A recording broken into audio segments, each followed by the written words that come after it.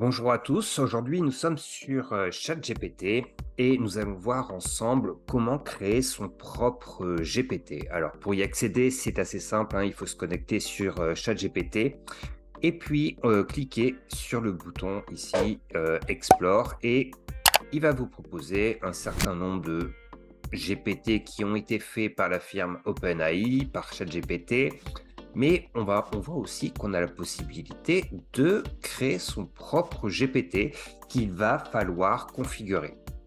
Donc aujourd'hui, ce que je vous propose, c'est de faire un exemple concret et réel sur comment créer un GPT sur ChatGPT.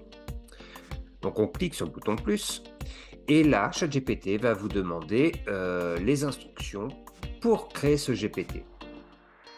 Alors, première chose, c'est qu'il va falloir définir l'objectif de votre GPT. À quoi il va le servir et qu'est-ce qu'il doit faire. Donc ça, c'est peut-être la partie la plus compliquée à réaliser parce que vous allez devoir avoir une certaine réflexion pour donner, on va dire, les bonnes consignes et lui charger une base de données qui va permettre à ChatGPT de pouvoir faire le travail. Donc moi, j'ai préparé un exemple réel pour vous montrer un exemple de ce qu'on peut faire. Donc, je vais créer un chat GPT, un GPT qui va nous permettre, qui va aider les community managers qui travaillent pour un de mes clients, un client réel, Secréthérapie by Jessica Pierbet. Ce GPT va aider les community managers à répondre sur la partie Messenger et Instagram. Comme vous pouvez voir ici, on a des demandes, on a des contacts et quelquefois, il y a des données plutôt médicales et on ne sait pas trop comment répondre. Forcément, un community manager n'est pas un thérapeute et on a du mal à pouvoir aiguiller les personnes vers le bon produit, le bon coaching.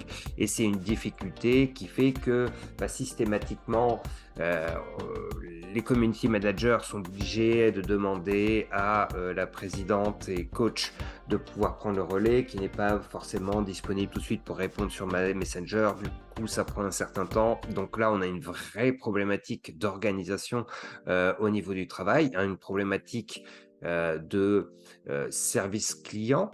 Donc du coup, on va aider les community managers à pouvoir répondre en l'absence de Jessica et réduire le nombre de demandes d'intervention de Jessica sur son Instagram pour les rendre beaucoup plus autonomes sur ces tâches-là.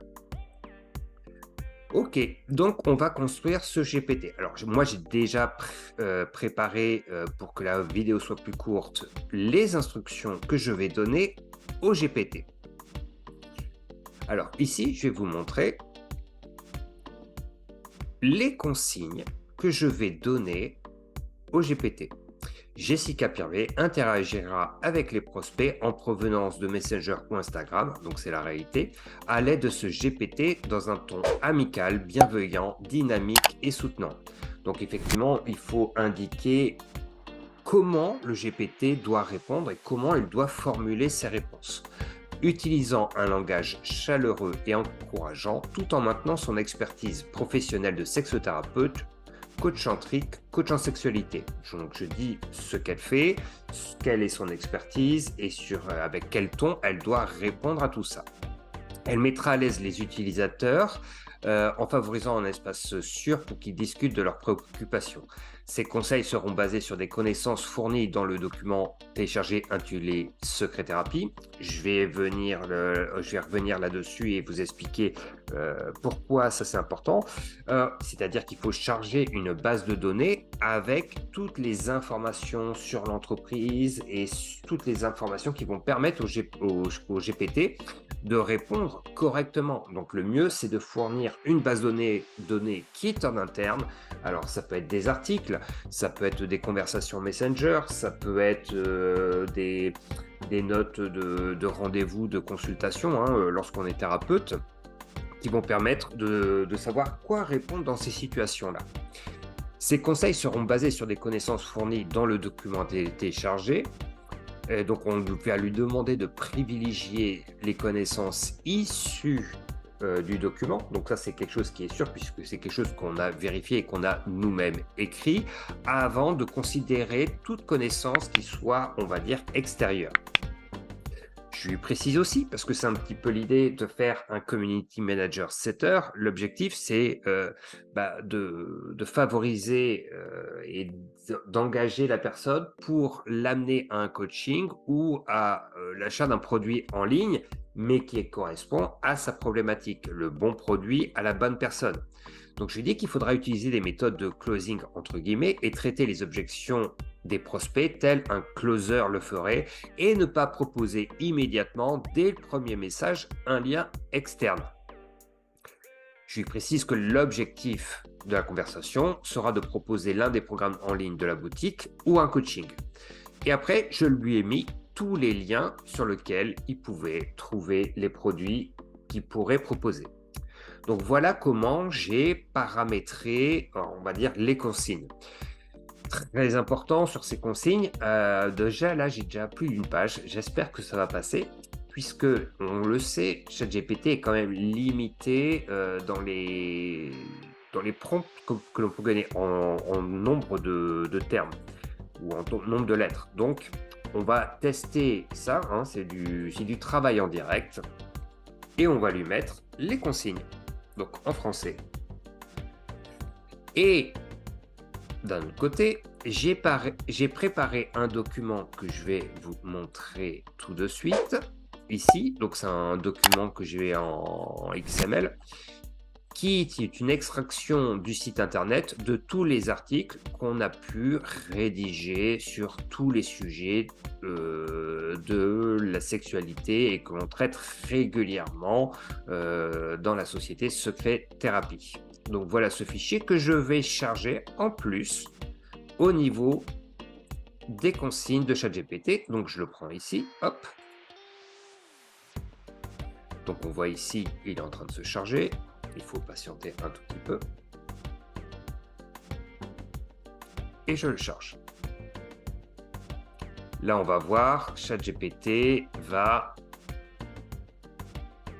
Alors, effectivement, on a du contenu relatif à la sexualité, donc forcément, il n'aime pas trop, il nous fait des avertissements, mais bon, pas de souci.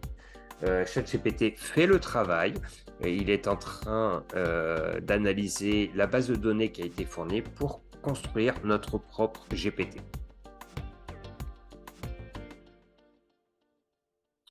Alors là, il est en train d'utiliser aussi DALL-E pour générer une image de profil. On va lui dire que c'est pas ce qu'on veut forcément.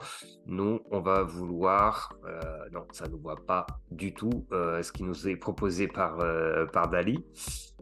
On va essayer de prendre le logo. Je ne sais pas si je peux faire. Ouais, enregistrer image chou et son fichier web. On va tester quand même.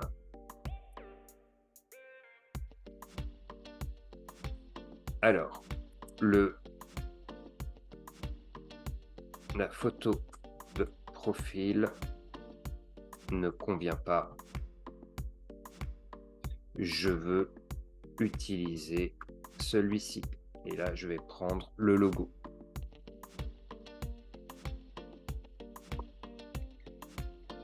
Hop.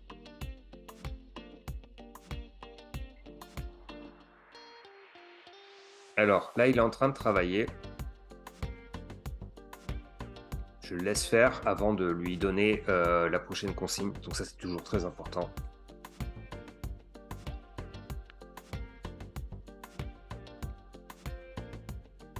Donc là, il est en train de traiter la base de données. Et ici, dans le deuxième écran, j'en profite, vous avez un onglet Preview, c'est-à-dire une fois qu'on aura chargé toute la partie, on aura fait la partie configuration, création du GPT, on pourra tester le GPT avec des cas réels.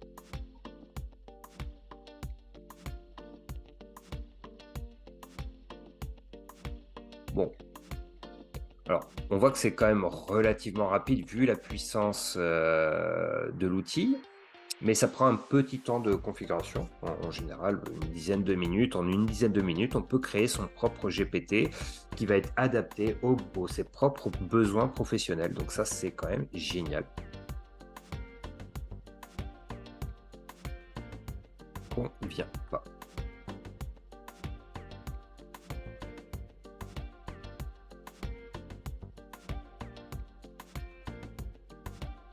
Voilà, donc il a terminé de travailler et je lui envoie le message.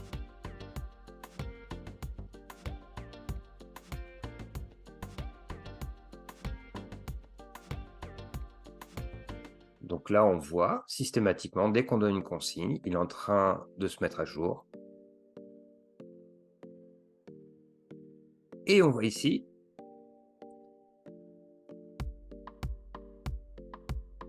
que, en fait, qui réactualise dans la partie preview du ChatGPT.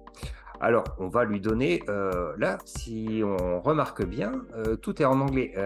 Pas de bol, puisque nous, on va dire nos prospects et notre audience est une audience francophone. Donc, on va lui demander de passer en français.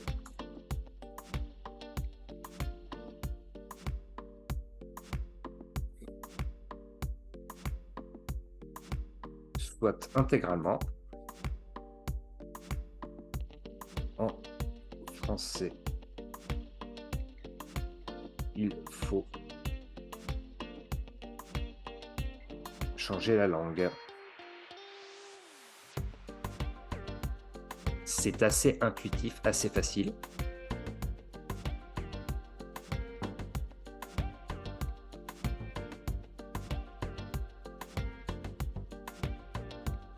Alors, sur la partie création, ici, c'est pour, on va dire, le mode, entre guillemets, facile.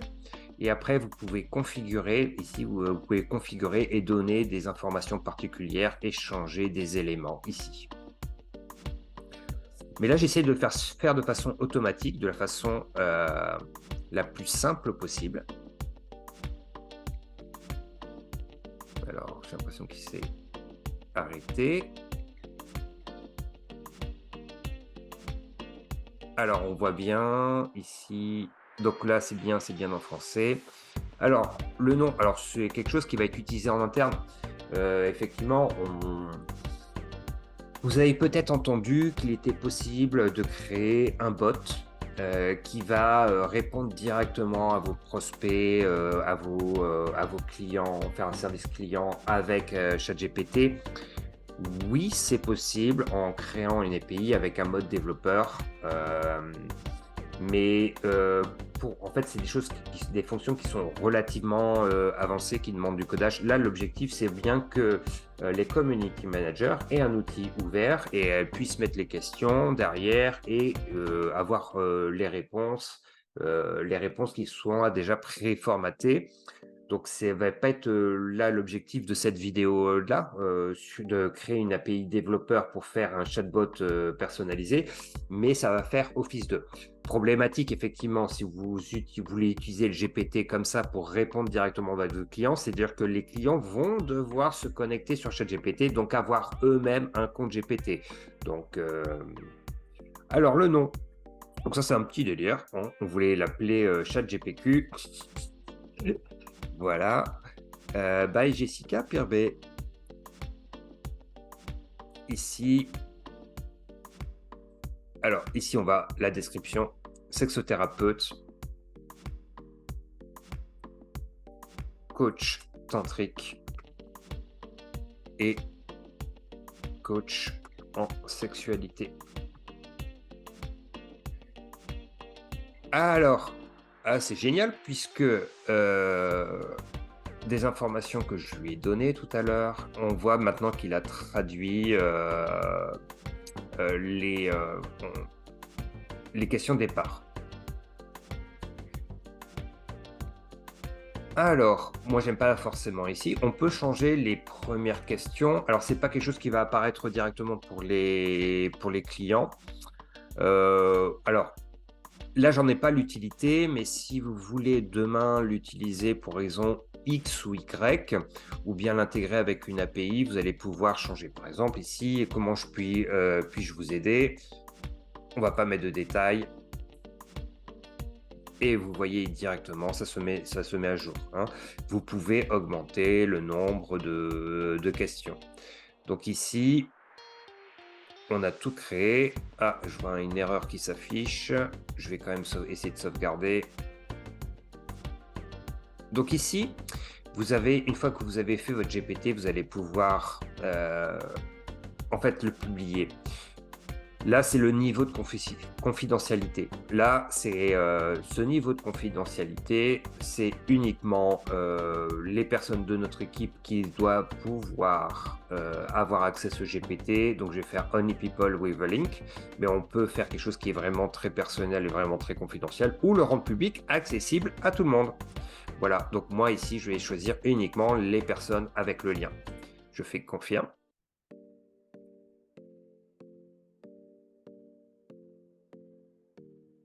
Alors j'ai un message d'erreur, forcément en ce moment, ChatGPT n'est pas très stable et voilà, je l'ai créé, ChatGPT by Jessica Pirbet.